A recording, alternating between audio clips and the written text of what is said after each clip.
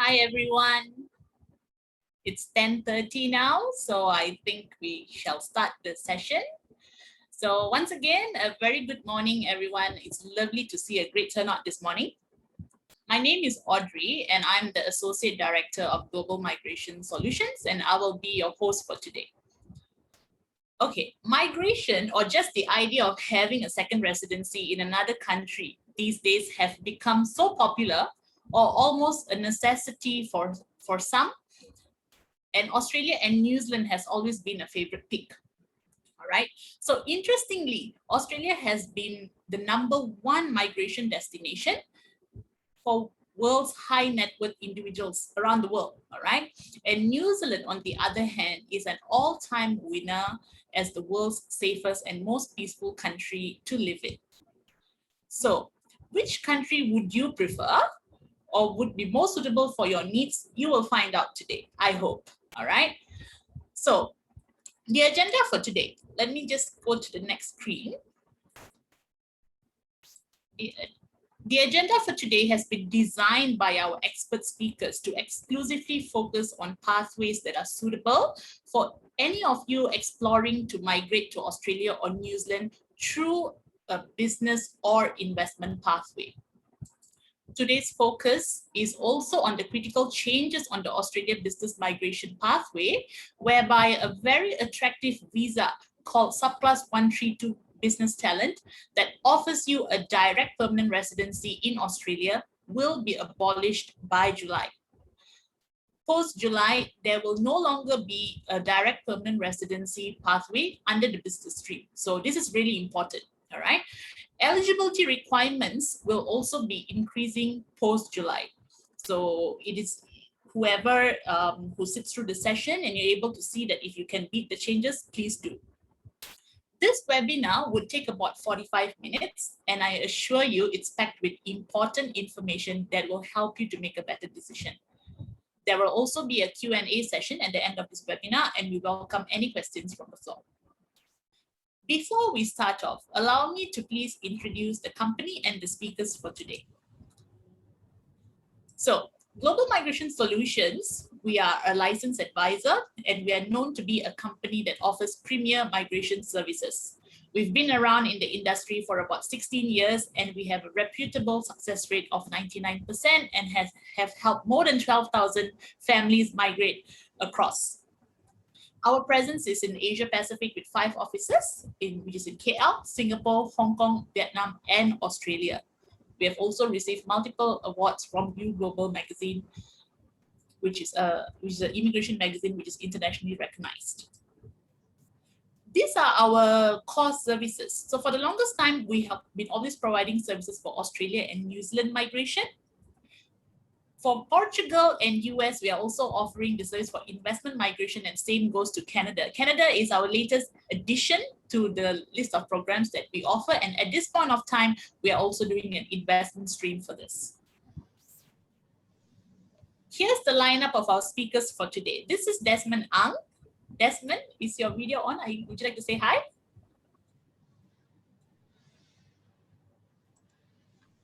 Desmond, are you there? You're muted, Desmond.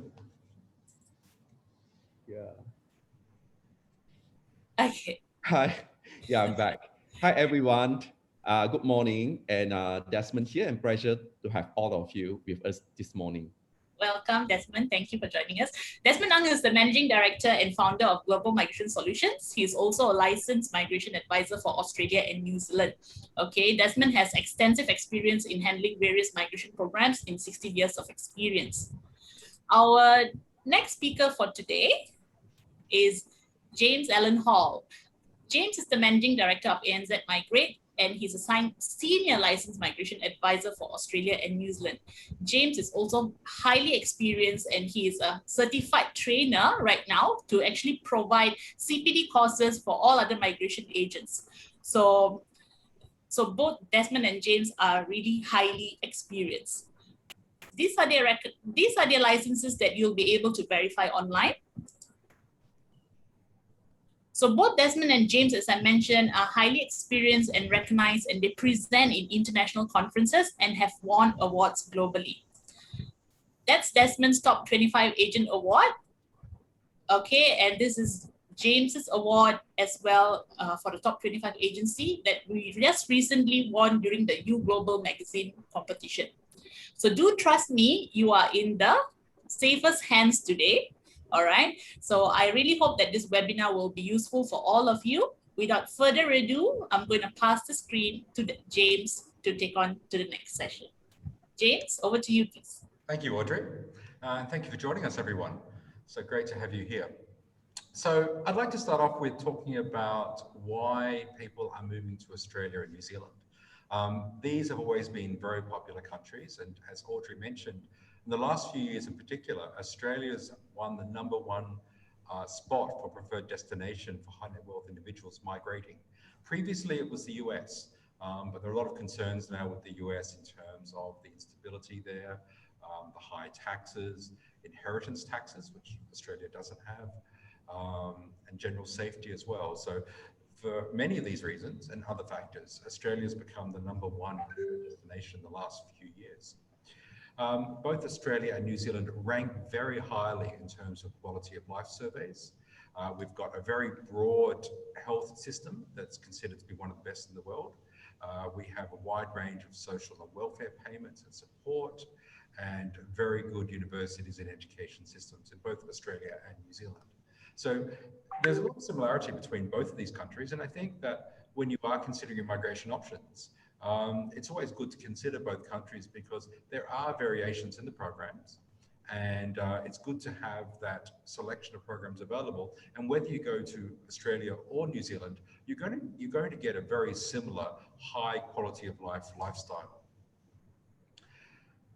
Okay. James, sorry to interrupt you for a while. I think the audience are not able to hear you clearly. Would you mind speaking louder, please? Thank you, James. Sure. Let me just adjust my microphone levels. That should help.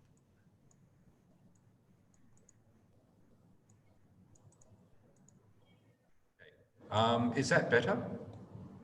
Is that clearer? Audrey? It's clear for me. What about the audience? Are you all able to hear James clear? Oh, apparently still not too clear, James. Okay. Okay, I think now it seems better. How about that? Is that better? Yes, this is much better now. That's yes. Better. Okay. Thank you, James. I put it up to maximum level. Okay. Sure. So what I was saying was that both countries provide a very high quality of life in terms of factors like safety, security, health, general welfare, and also work-life balance. We see a lot of people moving from Asia to Australia and New Zealand because of that work-life balance. Having a house with a backyard with grass, areas for the kids to play, having regular working hours, and having that time to spend time with your family. So there's a lot of reasons that make Australia and New Zealand attractive countries to migrate to. Let me just, okay. And you can see here what I mentioned in terms of ranking, and Australia taking the #1 spot for high net wealth individuals migrating to other countries. So the US is previously #1, it's now #2, and Australia has moved to that #1 preferred destination. So let's talk about some of the pathways that we have under the business entrepreneur, and also we'll also later cover the investment pathways as well.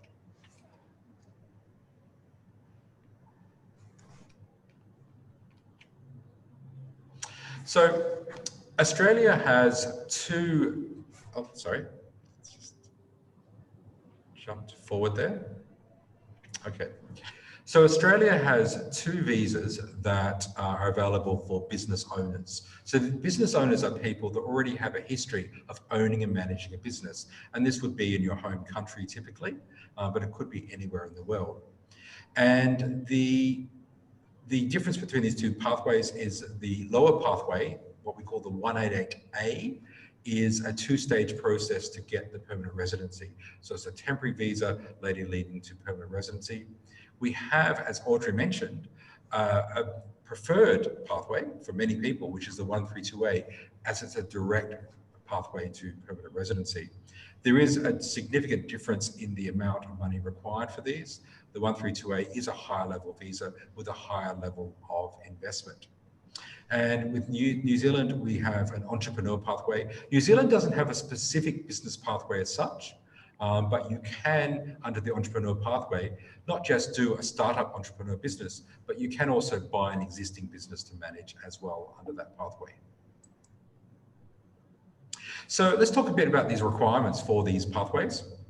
The 188A, which is the lower requirement pathway as a business owner, requires 2 years of business experience. And by that, I mean that you need to show that you've been owning and managing a business for at least 2 full fiscal years before you can do this application. Your ownership interest in the business needs to be at least 30%. And this is for a private company. If it's a public company and you're a manager in that company, it can be reduced to 10%. But most people doing this will be doing it under a private company. Your turnover is one of the key differentiators between these two pathways. For the lower pathway, we are looking at a 500,000 equivalent turnover, so that's Australian dollars. So we're looking at your overseas business earning a turnover or revenue of equivalent 500,000 Australian for the lower pathway. If you want to do that higher pathway, straight through to permanent residency under the 132A, then we need to have a higher turnover of 3 million Australian. Your total assets, as you can see, 800,000 for the 188A pathway and 1.5 million for the 132A. This includes all of your assets, so it can include your equity in the business as well as personal assets as well. You need to show that you achieve at least this level. For the 188A, there is a further requirement to have a points test, where there are points for different factors, such as your age, your work experience, your assets, and so on. So there is a points test for this. It's used as an entry point for the visa program. At the moment, for the 188A, we don't require generally higher points. So as long as you can meet the threshold entry requirements, that will generally be sufficient for the 188A. The 132A, the higher level pathway, does not have a points test. And the residency requirements, this is a significant difference between the two. Because the first one, the 188A, requires you to go to Australia first under a temporary visa, it also has a requirement to stay in Australia for a certain amount of time. And it's at least 1 year of physical residence in Australia. With the 132A, the higher level pathway, because it's directly to permanent residence, there's no interim stage there, and you're on a full permanent residence visa. And because of that, there is no minimum stay requirement you need to have in Australia. There are some obligations down the track to consider in terms of maintaining your permanent residency, but there's no mandated minimum stay requirement you need to have in Australia. For New Zealand, it's an entrepreneur visa, so it doesn't require you necessarily to have business ownership experience, but they do want you to have some relevant experience for the proposed business that you will either start or buy in New Zealand. And that could be as an employee. You also need to do a points test for New Zealand, and the time in New Zealand varies depending upon the pathway you're going. There is an option to fast track to have a minimum of 6 months. Otherwise, if you're going through the normal pathway, you need to be self-employed in the business in New Zealand for at least 2 years. Doesn't mean you have to be there for the full 2-year period, but you would need to be there for a significant amount of time out of that 2-year period.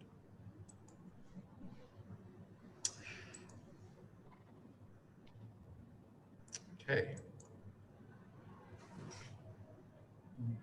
Desmond, do you want to take us through the investment pathway? Sure, we'll do that. Thanks, James. Hi, everyone. Hi again. Now, beside the business and the entrepreneurial pathway that James has just shared, I'm here to share with you those who is looking at exploring the investment pathway. Now, there are 2 different pathways under Australia, and equally New Zealand does also offer 2 different pathways under the investment category. Now, let's look at the Australia first. And some of you might have always heard about these programs called 188B or 188C, and what they are. Okay, now, first of all, under the 188B, this is the lowest entry threshold for those who is looking at migrating to Australia or getting a residency through the investment pathway. And under these programs, first of all, you must demonstrate that you already have an asset worth of 2.25 million. Now, this asset worth of 2.25 million is not just current, but you need to demonstrate that this asset has been around over the last 2 years before your application. Yeah. Now, under this pathway, you are required to invest 1.5 million into the government bonds. Yeah. And, uh, and this is not on top of the 2.25 million, just to highlight, this is part of the 2.25 million that you have disclosed. Okay. Now, the investment is over a duration of 5 years, but do take note that this program has an age limit of 55 years old. All right. Now, when it comes to 1AAC, these programs require a higher investment threshold of 5 million, likewise over a period of 4 years, but this program doesn't come with the age limit. Yeah. The significant difference in terms of the investment does require a lower residency for you to be fulfilled in Australia after the visa is granted. Yeah, so you're looking at an average of 40 days per year. Now, you might see there's an asterisk of 4 years duration where it can be extended up to 8 years. And what does that mean? Now, when we are talking about these visa programs of 1AAB and 1AAC, you are starting off as a temporary residence. So there are certain clients who choose to extend their 1AAC after 4 years to continue up to 8 years. Reason being, they wanted to maintain the temporary residence status to get tax exemption on their overseas income. Yeah. So for those who wanted to find out more, please contact us and we will explain, how to actually go about it. Yeah. Now, as compared to Australia, now let's look into New Zealand. The New Zealand has these two programs called Investor One and Investor Two. So Investor One is the one that with a higher threshold of 10 million, and the investment is over a period of 3 years. Relatively, the amount of the times that you are required to spend is much lesser, which is just over 88 days. So as for Investor Two, it is 3 million. And that amount can be reduced to 2.5 million. And I will explain that on my next slide. Now, that investment is over a period of 4 years, and relatively, the age is below 66. So you can apply for these programs up to 65 years old. Yeah. Again, that amount of the time that you need to spend is 438 days. If you are comparing between Australia and New Zealand, you would see that this Australia has a lower entry compared, among the 4 programs. The 1.5 million, which is under 1AAB, has a lower entry threshold. But then these programs would require you to spend on average 2 years over the 4 years periods. Yeah. And let's look into the next slide. Now, under Australia programs, 188B, as I mentioned earlier, this 1.5 million goes strictly into the government bond. And this is, in fact, one of the very popular programs because the investment is principal protected and guaranteed by the government. In 4 years' time, you get your 1.5 million back. Yeah. As for 188C, the investment doesn't go into the government bond, but it all goes into the private managed fund, which consists of 3 different components. The VC stands for venture capital funds, the small caps, and the balancing investments. So this is for the 188C programs. Now let's look into the New Zealand investment composition. What can you choose to invest? So basically, you could choose to invest into a completed residential property, commercial property. Also, you could choose to invest into your business. When you set up a company, the amount of money that you use to fund the equity of the company is also considered as part of the investment. So that gives you a lot more flexibility when it comes to the New Zealand investment programs as compared to Australia. As you can see, if you already bought a property in Australia or you're thinking to buy a property in Australia and use towards getting the residency, the programs for Australia doesn't allow you to do so. And you can only do that under New Zealand. Okay. So these are the, the differences, the quick differences between the two. And earlier, I also mentioned about the New Zealand Investor 2 programs where you can have a reduce of 500,000 investment from 3 million to 2.5. Now over here, if you look at all the list of the investment, if you're investing at least 1.5 million into the high growth are referring to anything else from the property developments to equity to your business, not including bonds, then the New Zealand government would allow you to invest only 2.5 million. Yeah. So that is a quick overview about the programs between the two countries. And I hope that that gives you some idea on how to go about it. Talking about this last call for Australia, James, may I pass over to you, and you might wanted to brief everyone here on what is going to happen soon. Certainly, and Desmond's passing over to me because I am Australian, and I have also lived and worked in New Zealand as well, so across both countries. So what we want to emphasize here is there are some changes. In fact, there's one constant rule with immigration. There's one thing that doesn't change, and that is things change. That's the only rule that really is there. And what I say to people is, if you're eligible for immigration, you do it while you're eligible, because the other thing we see consistently is the changes get harder over time. They don't decrease. As you saw, Australia in particular is increasing popularity, and not just Australia, New Zealand as well. And what comes with that increase in popularity means more competition for those places. And as there's more competition, requirements increase. So the programs become harder over time. So the important thing to be aware of for Australia is that the entry point for all of these programs, the business and investment programs for Australia, is through state or territory nomination. So that's where one of the regions in Australia, they agree to support the applicant. And that's the first step of the process, is to get their support. So you can't go through this process until one of these areas in Australia, one of these governments in Australia agrees to support your application through a nomination process. Now, this is what controls the numbers for the program, because it's the entry point. And there are a limited number of places. Now, in this program year, things were delayed because of the COVID situation, and the places were released in October. Normally they'd come out in July.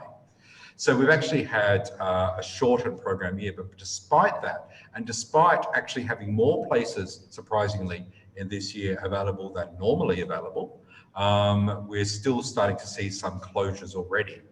So Queensland, for example, has already closed. So if you want to do a business investment visa for Queensland under this current program year, it's too late now. Same for South Australia. South Australia requires an online virtual visit. If you haven't already done a visit to South Australia, you need to do an online virtual visit with the team from the South Australian government, and they have no more appointments available for this.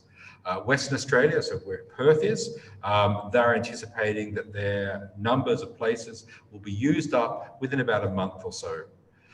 Victoria has implemented very tight restrictions, and although they'll probably have some places for a little bit longer, although that said, they are closing their 132A program at the end of March. So we've got just over a week left for the 132A for Melbourne and Victoria. But for the other visas, they probably have it open a little bit longer, but they are putting very tight restrictions around it, more tight than the other states. So they're limiting the types of businesses and the types of applicants that can go through with them. New South Wales at the moment is fairly open. No indication of immediate closure, but we don't know how long this will be.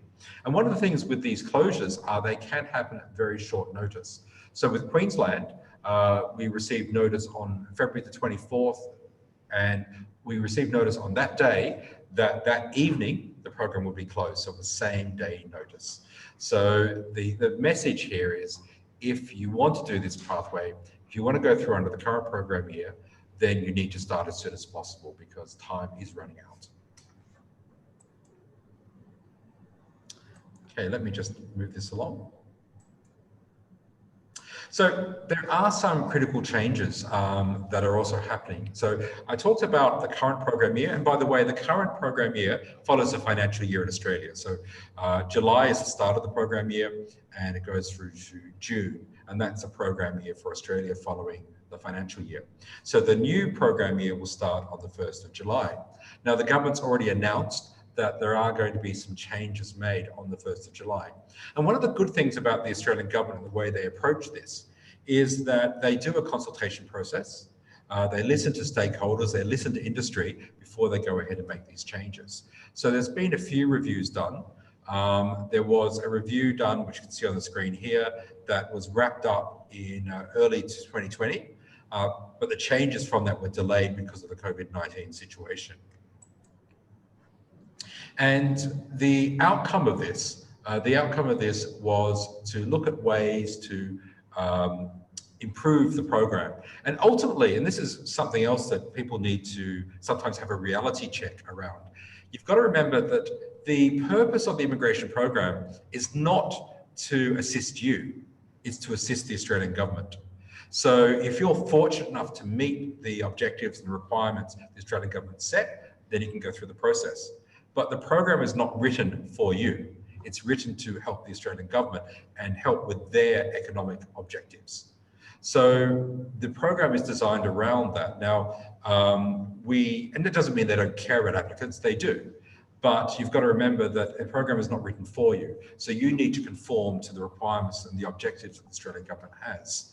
And they're seeking to do or select people that are going to bring the best contribution to Australia. And that will generally mean lifting the requirements, so lifting the amount of money you need to invest, lifting the entry requirements to get better skilled people coming to Australia. So as a result of this last round and last review, there are some changes that have already been announced. And we are also expecting some changes to be announced in the near future as well. But the current changes that have been announced to take effect from the 1st of July include lifting the entry requirements for the 188 visa. So previously, and currently I should say, the entry requirement is that your existing business, your business history, has earned the equivalent of $500,000 Australian turnover.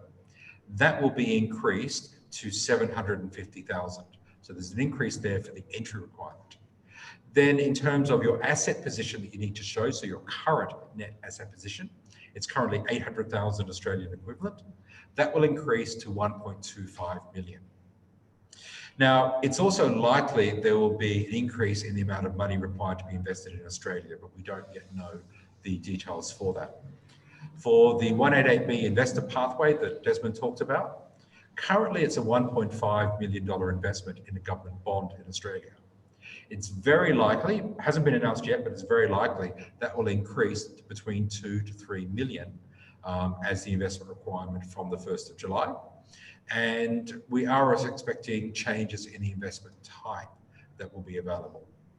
And then lastly, the 188C, which is the significant investor visa, the $5 million investment in Australia, they are going to tweak the structure.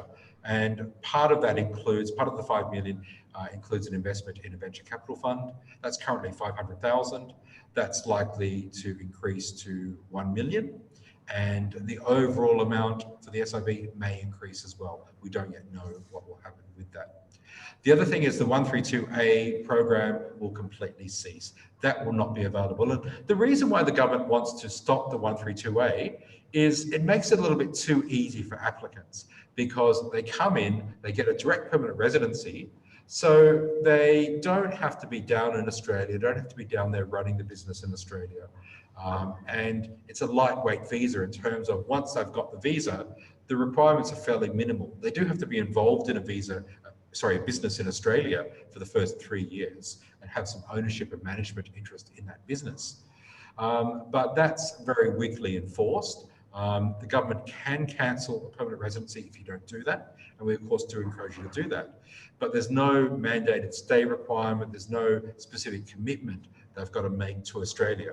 And the government much prefers that two-stage process where you have to do a temporary visa first. You have to then go down to Australia and really prove yourself before you can get the permanent residency. So the 132A has been one of the most popular visas we've been doing, but unfortunately the door is closing on that. So if you are looking at that and it's very attractive, then you need to act very, very quickly. And as I said before, some states are already closed for that. So South Australia is effectively closed, Queensland is already closed. So there are limited options for that. The other thing that's very attractive, and it just reiterates what I said with 132A, is you don't have to move down to Australia. So you can continue living overseas, running your business overseas, but have that permanent residency in Australia and remotely be involved with a business in Australia.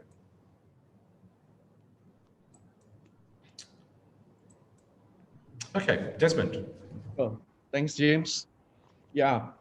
So the next few slides, I'm just going to share with you and especially what is the impact after applying after July. So for those, especially for those who are not able to act fast enough or not ready to make a decision before 1st of July. And what are you looking at, applying after 1st July? Now, what I'm here to highlight again, when I talk about not being able to make a decision before July, it doesn't mean that you can only make you are allowed to make a decision, or you can make a decision in June, because if you recall what Jim had shared earlier from one of the slides, you are required to seek a nomination from the states. The state's government has to give you a support, and that process would take usually about 2 months. So you need to allow 2 months ahead before the changes take place. Now, first, let's look at this 18A, the business innovation stream. So there are a couple of things that are going to increase after 1st of July. This visa would require to already own a business for 2 years, and currently the turnover is just 500,000 per year. So if your current business already been making 500,000 per annum, you would have meet the requirements. But after 1st July, this turnover would have gone up to 800,000 from 500,000. Okay, Australia is also looking at a higher applicants or migrants with the higher net worth. So the assets, the minimum assets of 800,000 currently under 188 will be also increased to 1.25 million. Likewise, the investment amount, currently you are required to invest between 200,000 to 500,000, but this is expected to also going to go up further. Yeah, and we will find out all this information right after 1st of July, right? Now let's look at those who is looking at under investor stream 18B. The investment amount of 1.5 million is going to be increased to between 2 to 3 million. And the government is also looking at changing, the government bond into partially into the private funds. And we are expecting some announcement. It could be as fast as next month. Let's see.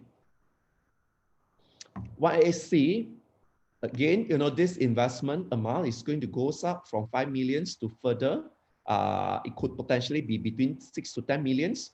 And you can see all these changes are pretty much in line with the New Zealand programs. Because the New Zealand programs, if you recall, currently investor 1 requires 10 million and investor 2 requires 3 million. So Australia generally are still below, what the required amount for those who goes to New Zealand. So Australia is looking at increasing close to what New Zealand is already been implemented. And yeah, so the venture capital fund, now among the 3 investments composition, all the clients always seen this venture capital fund as a higher risk investment. So the government is also looking at increasing that portions to 20%, yeah, from the current 10%. So these are the impact that you are going to experience after 1st of July. Of course, sadly, the 132 will no longer be available anymore after 1st of July. So this is really a last race for us and for our clients. We are working, hard to move all the clients' application through before the 1st of July. Yeah, for the meantimes. So let's look at this. How does that work? You know, if those who are looking at beating the changes, now this basically tells you what are you going through to secure, you know, your chances of under the current requirements. Now I'm going to share with you from stage 4 and work backwards. Why is it that I'm starting from the stage 4? Because that is the most crucial and it has to happen before 1st of July. And stage 4, this is referring to EOI invitation. Now, EOI stands for expression of interest. So you must secure an invitation and before 1st of July, because that would gives you, that would lock you in with the current requirement. Though after the EOI invitation, you could have up to another 60 days to lodge the visa, but it doesn't matter if you're lodging the visa up in July or in August, so long your EOI invitation comes through before 1st of July. Okay, now how do you get to the EOI invitation? So basically, it goes back to the state's government, and you have to be able to secure a nomination from the state's government before 1st of July. In order for you to be able to get an invitation. Yeah, but of course it has to be before 1st of July. Yeah, and also James has shared openly earlier, you know, states are running low with the quota. In fact, places like Queensland has already closed. Western Australia, you know, is going to fill up the quota very soon. South Australia is going to fill up the quota very soon as well. 132 for Victoria is, they stopped Victoria. Melbourne is going to stop accepting the application after 1st of April. Yeah, so you can see you have to act really, really fast. So now a step before submitting the state's application, you have to express an interest and submit this application to the federal government. So this is what it meant by 2 months. So earlier I mentioned you must allow 2 months to get an invitation before 1st of July. Okay, but that of course also, you know, we always have a very detailed review process before we take on the clients. And I need to stress that because this is how we have been practicing since day one over the last 16 years. And this is so important for us to maintain our successful rate, a high successful rates that we have achieved today. Yeah. So that you know, that explains, you know, the last race, that explains, you know, how you have to secure the invitation before 1st of July. And after submitting the application, if you look at the processing times, it takes a while before you get a visa granted. The 1A and 1A-B takes even up to 28 months, 1AA-C, 6 months. Yeah, it could be as fast as 3 months. We have done that. And 132A, 1.5 years, yeah, before your PR is granted. Okay, so I'm hoping that this presentation from, you know, a comparison between Australia and New Zealand gives you some idea on how to make a decision. If your decision is on Australia, then, you know, to get an idea on what is the impact to apply now and the impact to apply after July, and importantly, you know, the timeline and the time management in front of you here for you to be able to beat the changes. All right. So I believe that actually summarized our presentation this morning. And, you know, back to you, Audrey. I believe there are questions for me and James. Thank you. Yes, thank you. Thank you, Desmond, and thank you, James, for the very detailed and insightful presentation. So everyone, we really hope the session was beneficial and informative for you. We can now start the Q&A. And before we go to the Q&A, I would also like to remind y'all that we have a private consultation available as well. So for any of you who wishes to fix a private consultation with us, kindly just, you can type in the chat or you can also WhatsApp to the number that's on the screen, all right? So meanwhile, let's get on to the questions. Feel free to keep the questions coming. I will go ahead with the questions that are already posted. So the first question is, let's say I still meet the new requirements post-July. Should I still rush now or apply after July? Let me take the first question first. Sure. All right. Now, I would suggest, given that, you know, there is a possibility of having a higher investment and all, my advice is always make an effort to apply through a lower requirements. So the extra funds that is needed, you can choose to do it to invest or to keep it for savings at your own discretion. So it is still in time to do it now. So my advice is if you are certain that you are going to be, you are looking at getting a residency, do it now and under the old, under the current requirements. Right. Okay. Thank you. Okay. Next question. If currently I am under 55 years of age, can I still apply under 188B, birthday on 1st January 1966? 1966. Yeah, James, you want to take that? Next question. Sure. So, yeah, so generally, well, you have to be under 55, but there is an age waiver available. And it's up to the states. So the states have the flexibility to do a waiver for the age where they consider someone's going to bring additional benefits to the state. Now, the state that's most receptive to this is Western Australia. So Perth is the capital city there. And their general rule of thumb is if you increase the investment amount by 50%, then they'll waive that. So instead of doing 1.5 million, they'll ask you to put instead of 1.5, put in 2.25 million, so an extra 750K investment. So you'd be looking at a $2.25 million bond investment with Western Australia, and then they'll be receptive to waiving the age requirement. So yes, you can do that, but you would have to increase the investment amount. Just to add on to what James has just mentioned, that's provided that if this person has already reached 55, but if I get the question correctly, Audrey, did you say this person is turning 55 in January next year because this person is 1966 years, born in 1966. This person is already 55. Currently I'm already 55. This person is already 55. All right, yeah. So yes, what James has mentioned applies. There will be additional 50% of investment on top of those who is below 55. But those who is close to 55, now do not get worried because of the processing time. Because if you are turning 55 and in the next 2 to 3 months time, so long you get an invitation that points that invitation is the cutoff point of your age, and despite all the processing times that takes 28 months, your age doesn't continue to run. So you are still securing the visa under the 55 years old. Yeah. Thank you. Okay, Desmond, there's one tax question. Perhaps I pass it to you. Australia practices worldwide tax. How about New Zealand? So ultimately, even if I've migrated, I will be keeping all my overseas business in Malaysia, Hong Kong, and China. Hence, worldwide tax system is not beneficial to me. This is my main concern. If that is the case, Australia or New Zealand taxation system suits me better.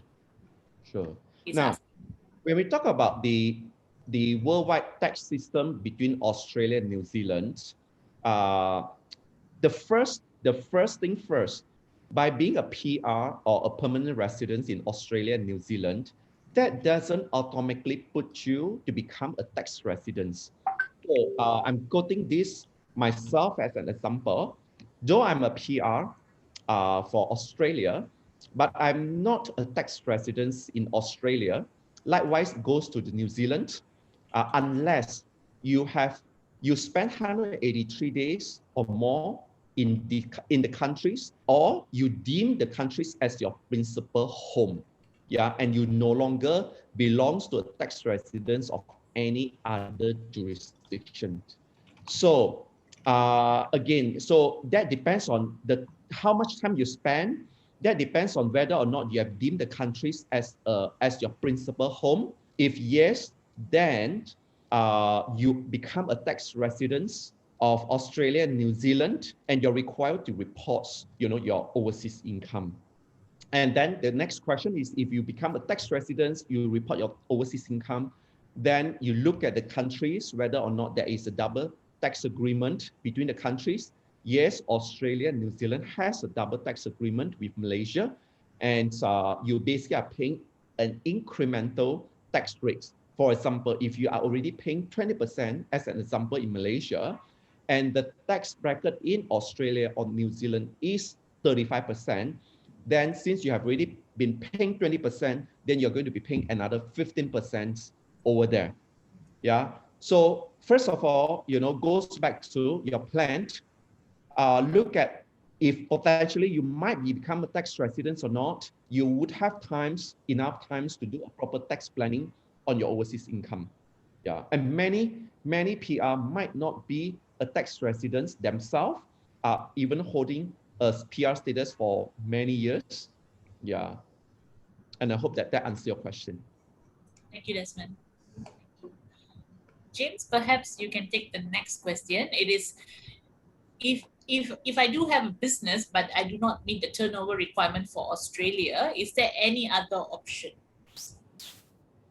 Yes, but they can become quite complicated. And we have successfully used other strategies as well. For example, you can potentially go through as an employee where a business is sponsoring you. There are a lot of restrictions around that, though, in terms of what occupations can go through and what occupations can progress to permanent residency, but there may be potential there. And companies overseas can actually sponsor workers to go to Australia, as well as new companies in Australia can also sponsor. There are also a few other variations. There's a small business pathway with Queensland, although that's currently on hold now for offshore applicants. So there are some other programs. I think the really important point here to note is talk to us. Don't just rule yourself out. So if you think you don't meet the requirements, talk to us. We can come up with strategies, and very often we can find other pathways to get you through. Yeah, that's great. Thank you, James. Next question, perhaps for Desmond. I'm currently separated but not officially divorced. Does it have any bearing to me applying for a PR? Can I apply for PR for just myself and my kids? Yes, the answer yes, you can. First of all, whether when you're applying for this visa, whether you are married or you are together or separated, for those who is married and still together, in fact, you still can choose to apply without the spouse. Yeah. Now, under the immigration legislation, how the definition of a relationship is actually goes towards two important keywords: ongoing and genuine. Now, and for this particular case, if you have already separated, though you have not legally divorced, and this relationship is considered as broken. So, of course, in this case, when you applied, then the spouse generally is not considered as part of your family member, and he or she cannot be included in this application. Thank you. Thank you, Desmond. James, perhaps the next question is for you. Can I open a restaurant under the New Zealand entrepreneur visa? Okay. Yes. So the entrepreneur visa for New Zealand is designed for businesses and they have to be one of three kinds. So they've got to be innovative, or they have to be exporting, or they've got to be high growth.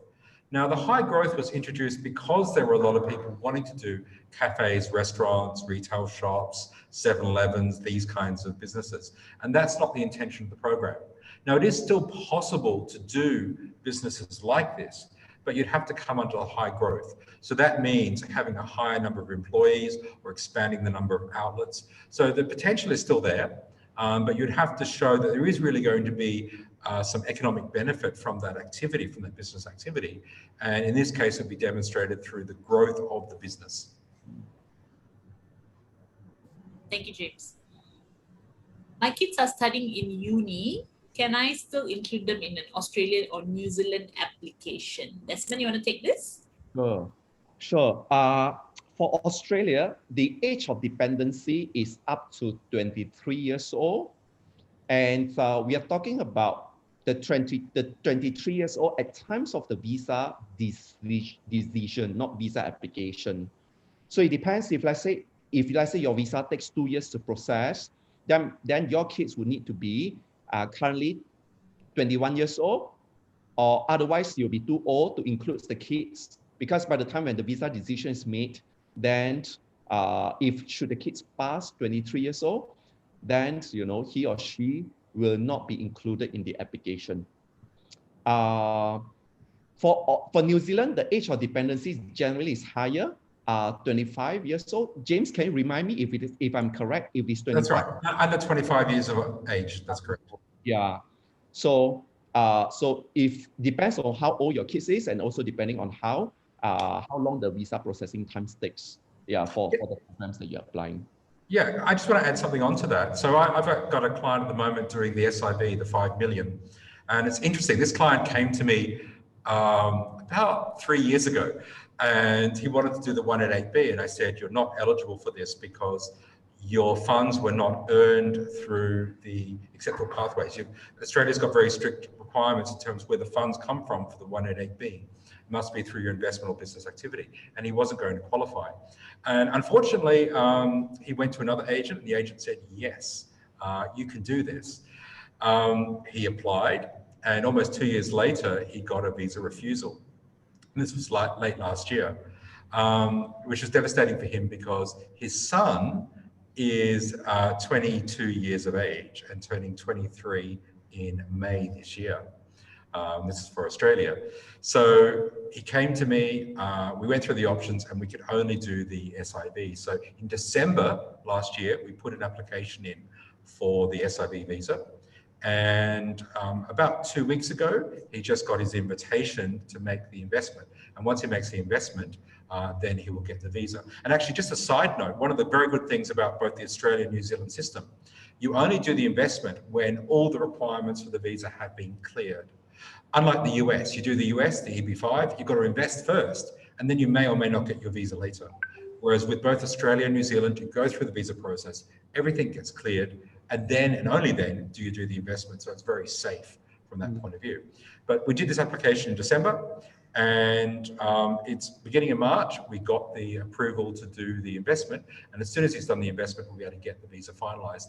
And so that's, that's just over 3 months. So although we do talk about longer processing times, for certain situations, we can get it done faster.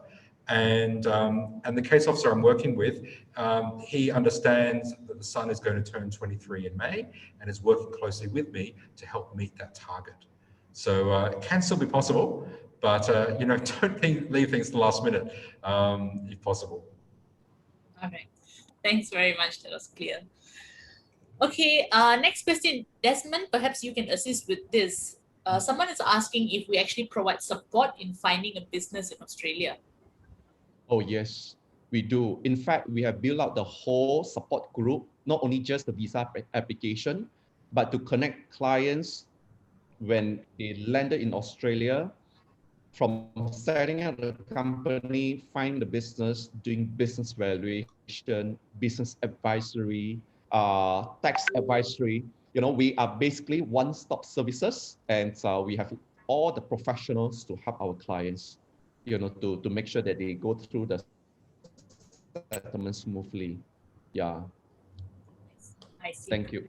Thank you. Thank you, Desmond. I think we have the last question for today. James, perhaps you can take this. What is the impact of COVID-19 on the program? Yeah, okay. So we did see some impact initially. So when the situation arose, the big impact initially was that the program year, which I mentioned, starts in July and goes through to June. That would start on the 1st of July each year. The planning level, so the number of places available for the program, is set by the Australian budget. And that's worked out in May. And then that dictates how large the program will be, which starts on 1st of July.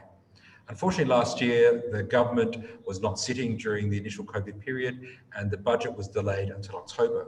So rather than the program starting normally on the 1st of July, it was very restricted and there were limited places until the budget came out in October, which dictated what the program will be. And the government decided they would double the number of places for the business investment program. So we saw a very restricted program initially operating from July onwards. And the new places were made available from October. It took a while to get all the bureaucracy and processes sorted out. So that didn't really kick off until late December. And so there's been delay in getting the number of places available. But unusually, well, to me, it's unusual that despite the delay, despite the increased number of places, the demand has actually increased. So we're actually seeing a higher number of applicants, and that's why the program is closing much earlier, despite a doubling of the number of places available and a shorter time frame. We're seeing it closing much earlier because that demand is much higher than normal. So it's quite surprising. So the bottom line here is the COVID-19 did delay the start of the program, but it has also resulted in the program being increased in terms of a double of the number of places.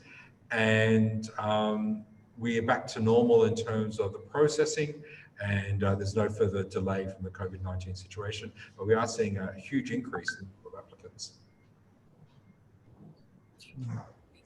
Good to know that. Thank you. James, if you don't mind, just one last question. Let's just fit in. There's another person asking, does holding an Australia PR make it easier to get a New Zealand one? James or Desmond, anyone? Oh, Desmond, do you want me to? Sure, James. Yeah. Okay. Yeah. Okay. Yeah. So it's me, right? Yeah, James, go ahead. Okay. So yeah. So Australia and New Zealand got a very close working relationship, and a citizen of either country can go and live and work in the other country. So I mentioned I'm Australian. I grew up, studied in Australia, worked in Australia. My background is with IBM. I was in the IT industry before immigration, and I've done IT projects in New Zealand. So I've gone over and worked in New Zealand, in both Wellington and Auckland, doing IT projects previously. So as a citizen, we can go both countries. But permanent residents, only one direction. So an Australian permanent resident can go and live and work in New Zealand.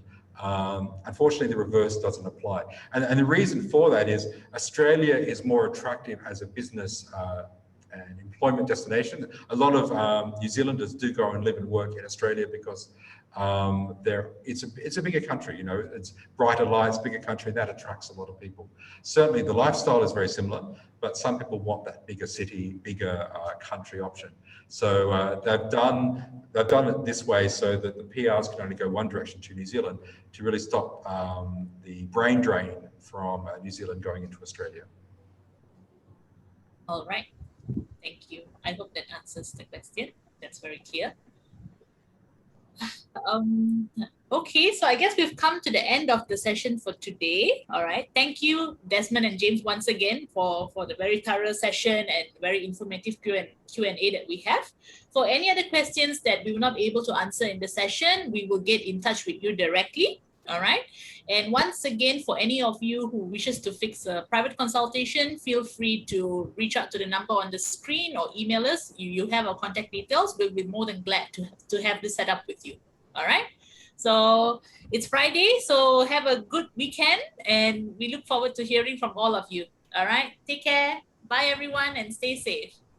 Thank you. Bye, everyone. Stay safe. Bye. Bye.